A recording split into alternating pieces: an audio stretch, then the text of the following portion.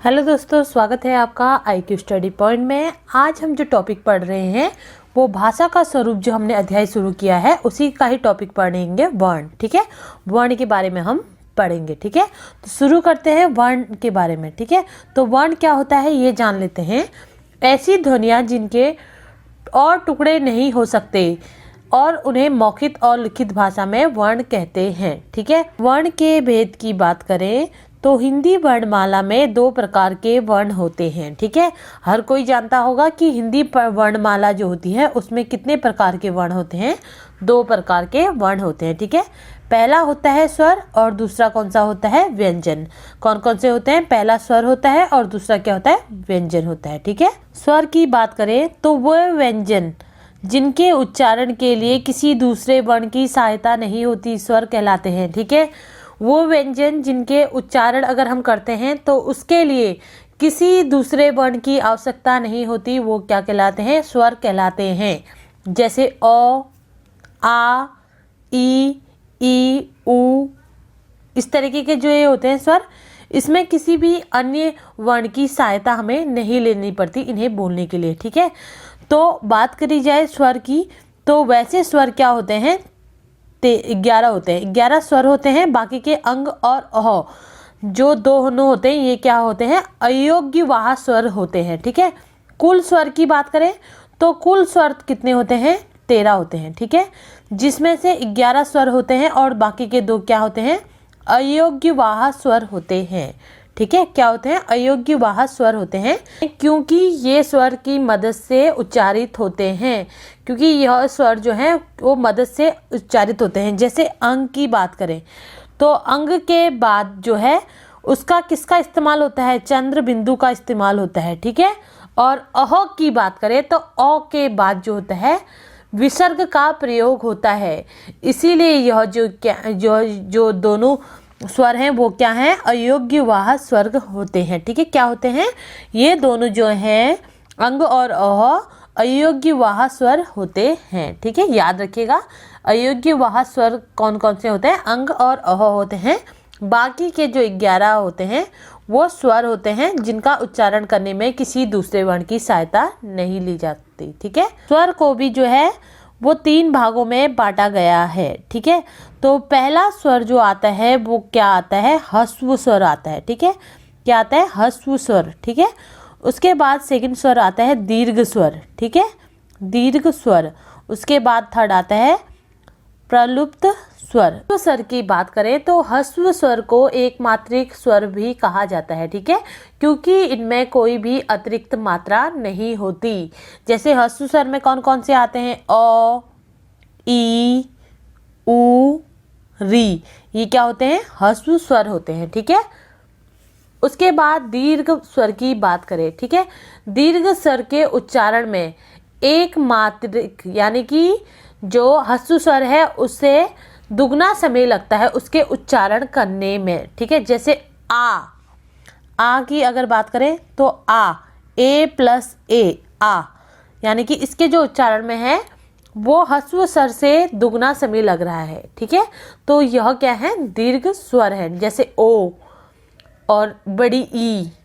उसके बाद आता है प्रलुप्त स्वर। ठीक है, प्रलुप्त स्वर यानी कि 3rd नंबर का जो स्वर होता है वो ऐसे स्वर जिनके उच्चारण में ह्रस्व स्वर से तो तिगुना समय लगता है लेकिन दीर्घ स्वर से जो है वो 1 गुना ज़्यादा समय लगता है, वो क्या होते हैं, प्रलुप्त स्वर कहलाते हैं। जैसे उदाहरण की अगर बात दूं तो उदाहरण होता है इसका ओम।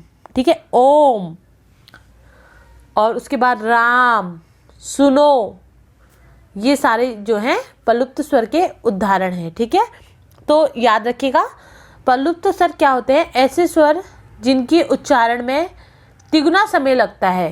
कुल मिला के ये जान लीजिए कि ऐसे स्वर जिनके उच्चारण में तिगुना समय लगता है वो क्या कहलाते हैं, प्रलुप्त स्वर कहलाते हैं। ठीक है, और आज के समय में इनका जो यूज है बहुत कम होता जा रहा है। ठीक है, इसका जो यूज था ज़्यादातर वैदिक काल में बहुत ज़्यादा देखा गया है। ठीक है, नेक्स्ट आता है व्यंजन। ठीक है, व्यंजन क्या होते हैं ये जान लेते हैं। जो स्वर की सहायता से बोले जाते हैं व्यंजन कहलाते हैं। ठीक है, जो स्वर की सहायता से बोले जाते हैं क्या कहलाते हैं? व्यंजन कहलाते हैं। ठीक है, एग्जाम्पल मैंने दिया है जैसे क, ख, ग, घ। ठीक है, कभी भी अगर आप इन सब का उच्चारण करते हैं तो देखते हैं इनके अंत में क्या आता है? ओ आता है। ठीक है, क अंत में क्या आ रहा है? ओ। ठीक है, ख अंत में क्या आता है? ओ। तो जो स्वर की सहायता से बोले जाते हैं वो व्यंजन कहलाते हैं। ठीक है, व्यंजनों को भी अलग अलग भागों में बांटा गया है। तो पहला भाग है इसका स्पर्श व्यंजन। ठीक है, स्पर्श व्यंजनों की बात करें तो स्पर्श व्यंजन की संख्या कितनी होती है? 25 होती है। ठीक है, स्पर्श व्यंजनों की संख्या कितनी होती है? 25 होती है। कौन कौन से होते हैं? क वर्ग में क्या आते हैं?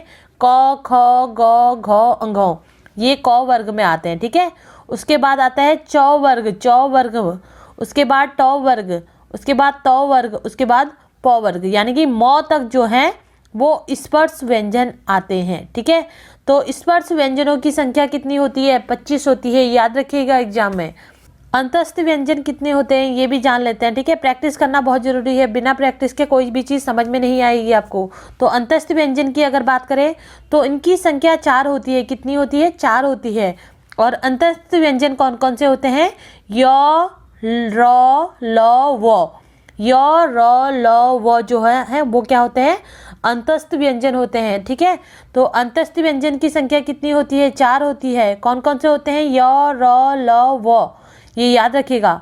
उसके बाद होते हैं उष्ण व्यंजन, उष्म व्यंजनों की अगर बात करें तो इनकी संख्या भी 4 होती है। ठीक है, कितनी होती है? इनकी संख्या 4 होती है। और उष्म व्यंजन कौन कौन से होते हैं?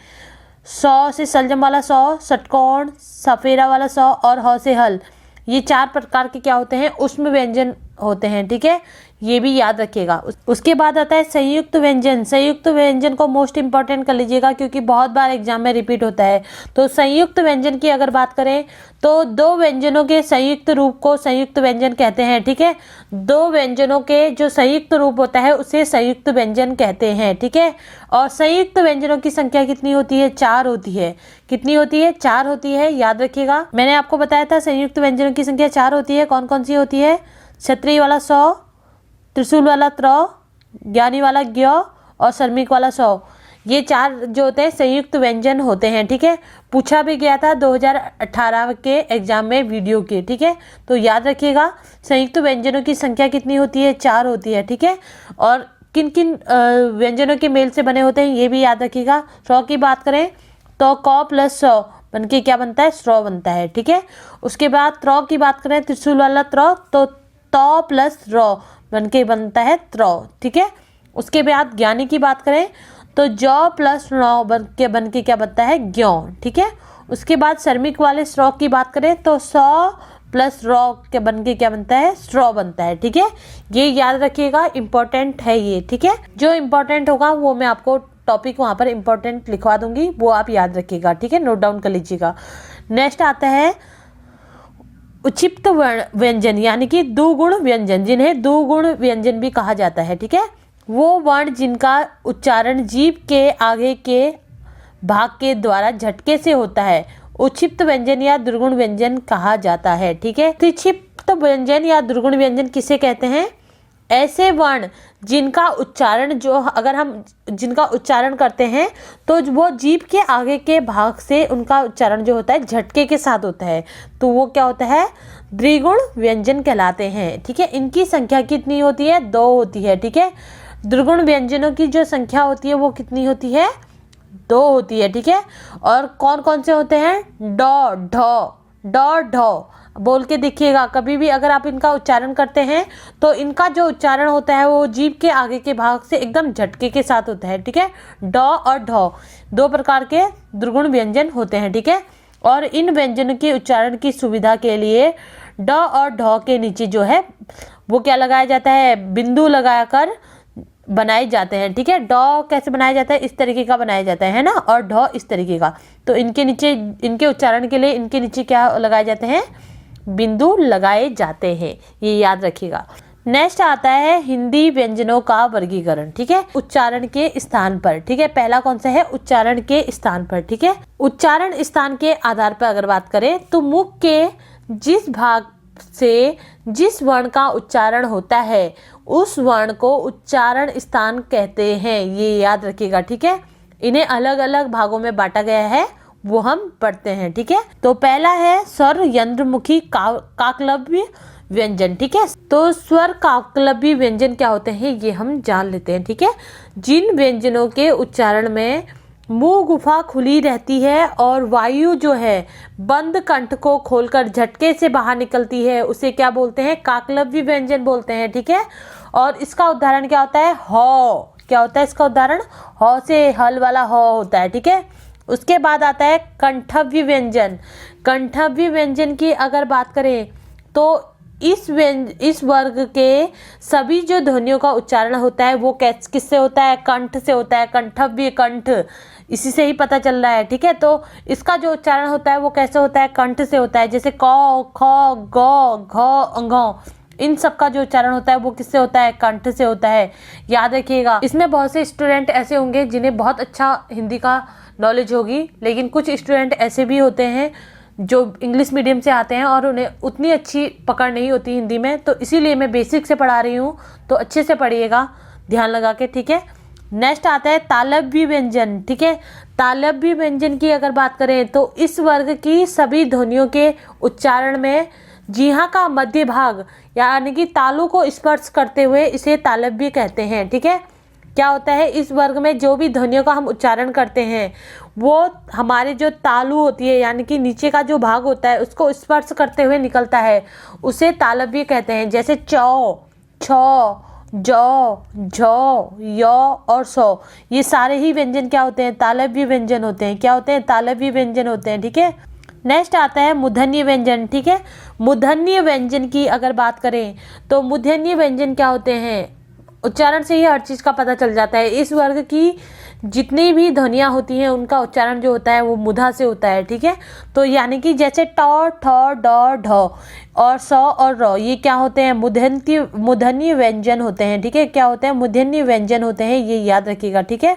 उसके बाद आता है दंतव्य व्यंजन, ठीक है। व्यंजनों का जो है उच्चारण से ही पता चल जाता है, ठीक है। दंतव्य व्यंजन की अगर बात करें तो दंतव्य व्यंजन में क्या आते हैं, त, थ, द, ध, न, ल, स, ये क्या होते हैं, दंतव्य व्यंजन होते हैं। क्या होते हैं, दंतव्य व्यंजन होते हैं, ठीक है, याद रखिएगा। नेक्स्ट आता है ओष्ठ्य व्यंजन, ठीक है। ओष्ठ्य व्यंजन की अगर हम बात करें तो जो ध्वनियाँ दोनों होठों के स्पर्श से उत्पन्न होती हैं उन्हें क्या बोलते हैं, ओष्ठ्य व्यंजन बोलते हैं, ठीक है। जैसे प, फ, ब, भ, म, कभी भी बोल के प्रैक्टिकली देख लीजिएगा, ठीक है। इन ध्वनियों को बोलने में क्या है, दोनों होठों के स्पर्श से जो होती है उत्पन्न होती हैं ये ध्वनियाँ, ठीक है। तो ये क्या कहलाती हैं, ओष्ठ्य व्यंजन कहलाती है, ठीक है। उसके बाद दंतोष्ठ व्यंजन, ठीक है। दंतोष्ठ व्यंजन क्या होता है, वो होता है, ठीक है। दंतोष्ठ व्यंजन आता है वर्गीकरण में उच्चारण प्रयत्न के आधार पर, ठीक है। ये सेकंड है उच्चारण प्रयत्न के स्थान आधार पर, तो इसमें कौन कौन से हैं ये हम जान लेते हैं, ठीक है। पहला आता है स्पर्श व्यंजन। स्पर्श व्यंजन में कौन कौन से आते हैं, क, ख, ग, ट, ठ, ड, ढ, त, थ, ध, प, फ, ब, ये क्या होते हैं, स्पर्श व्यंजन होते हैं, ठीक है। उच्चारण अवयवों के भीतर स्पर्श करने के लिए सहसा खोलने पर जिन ध्वनियों का उच्चारण होता है उन्हें हम क्या बोलते हैं, स्पर्श व्यंजन बोलते हैं, ठीक है। नेक्स्ट आता है स्पर्श संघर्ष व्यंजन, ठीक है। स्पर्श संघर्षी व्यंजन, स्पर्श संघर्षी व्यंजन की बात करें तो इनके उच्चारण में उच्चारण अव्यय साहस खुलने के बजाय धीरे धीरे खुलते हैं, ठीक है। उच्चारण क्या है, उच्चारण अव्यय जो है वो साहस खुलने के बजाय धीरे धीरे खुलते हैं, तो ये क्या होते हैं, स्पर्श संघी व्यंजन कहलाते हैं, ठीक है। जैसे क्या होते हैं, च, छ, ज, झ, य, ये क्या होते हैं, स्पर्श संघर्षी व्यंजन होते हैं, ठीक है। नेक्स्ट आता है ऊष्म संघर्षी, ठीक है। ऊष्म संघर्षी की अगर बात करें तो ऊष्म संघर्षी कौन से व्यंजन होते हैं ये हम जान लेते हैं, ठीक है। इन व्यंजनों का जो उच्चारण है वो श्वास वायु में मुंह अवयवों के रगड़ खाते हुए निकलते हैं, जैसे श, ह, इस तरीके के ये वर्ड होते हैं, ठीक है। उसमें संघर्षी वर्ड बोलते हैं इसे, ठीक है। नेक्स्ट आता है पार्श्विक व्यंजन, ठीक है। पार्श्विक व्यंजन की अगर हम बात करें तो इनके उच्चारण में जो है वो सांस वायु जिह्वा के दोनों पार्श्वों यानी कि उसके बगल से निकलती है, तो वो क्या कहलाती है, पार्श्विक व्यंजन कहलाते हैं, ठीक है। क्या होता है, इनका जो उच्चारण होता है वो श्वास वायु के जिह्वा के दोनों बगलों से यह निकलती है, तो यह क्या कहलाती है, पार्श्विक व्यंजन कहलाती है। और पार्श्विक व्यंजन क्या होता है, लौ लौ लौ जो होता है वो क्या होता है, पार्श्विक व्यंजन होता है, ठीक है। उसके बाद भी और हैं, वो हम डिस्कस करते हैं नीचे, ठीक है। नेक्स्ट आता है लुंठित व्यंजन, ठीक है। लुंठित व्यंजन की अगर हम बात करें तो इसके उच्चारण में जो है वो जिह्वा वसई के भाग की ओर उठती है, ठीक है। इसका जो उच्चारण है वो जिह्वा भाग से उठती है, ठीक है। तो लठ्ठे व्यंजन में क्या आता है, रौ से रथ वाला रौ आता है, ठीक है। उसके बाद आता है उच्छिप्त व्यंजन। उच्छिप्त व्यंजन की अगर हम बात करें तो जिन व्यंजनों की ध्वनि के उच्चारण में जिह्वा नोक कठोर तालु के झटके के साथ टकराकर नीचे आती है, उसे क्या कहते हैं, उच्छिप्त कहते हैं, ठीक है। जैसे ड और ढ, ये क्या होते हैं, उच्छिप्त व्यंजन कहलाते हैं, ठीक है। उसके बाद है अंतस्थ व्यंजन, ठीक है। अंतस्थ व्यंजन की अगर हम बात करें तो इन ध्वनियों का जब हम उच्चारण अगर करते हैं तो इसमें अवयवों में पूर्ण जो होता है स्पर्श नहीं होता है, ठीक है। इसमें अवयव जो होता है वो पूर्ण स्पर्श नहीं होता तथा श्वास वायु के अनुरुद्ध रहती है, ठीक है। और सांस जो होती है वो वायु के अनुरुद्ध रहती है, जैसे य और वो, ये क्या होते हैं, अंतरस्थ व्यंजन कहलाते हैं, ठीक है। नेक्स्ट आता है अनुनासिक व्यंजन, ठीक है। अनुनासिक व्यंजन की बात करें तो इन ध्वनियों के उच्चारण में मुंह और नाक दोनों की सहायता लेनी पड़ती है, ठीक है। अगर अनुनासिक व्यंजनों की अगर हम जब भी उच्चारण करते हैं तो हमें इसमें मुंह और नाक इन दोनों की जो है सहायता लेनी पड़ती है, जैसे डॉ, नौ, मौ, इस तरीके के, ठीक है, ये वर्ण होते हैं। ये इम्पोर्टेंट नहीं है इसीलिए मैं इसे डीपली नहीं समझा रही हूँ, जो इम्पोर्टेंट होगा उन्हें मैं अच्छे से समझाऊंगी, ठीक है। नेक्स्ट थर्ड पार्ट है ये वर्गीकरण का, ठीक है। तो स्वर प्रयत्न ब्राह्य प्रयत्न के आधार पर, स्वर प्रयत्न ब्राह्य प्रयत्न के आधार पर अगर हम बात करें, इन व्यंजनों को जो है वो दो भागों में वर्गीकृत किया गया है, ठीक है। तो कितने भागों में बांटा गया है, दो भागों में बांटा गया है। एक है घोष व्यंजन, दूसरा है अघोष व्यंजन, ठीक है। घोष व्यंजन किसे कहते हैं ये जान लेते हैं, ठीक है। जिन व्यंजनों के उच्चारण में फेफड़ों से श्वास वायु स्वर तंत्रिकों से कंपन करते हुए निकलती है उन्हें घोष या संघोष व्यंजन कहते हैं, ठीक है। क्या कहलाते हैं, ऐसे व्यंजन जिनका अगर हम उच्चारण करते हैं तो फेफड़ों से सांस वायु के साथ जो है वो कंपन करते हुए जो है ये शब्द निकलते हैं, इन्हें क्या बोला जाता है, घोष या संघोष व्यंजन भी कहा जाता है, ठीक है।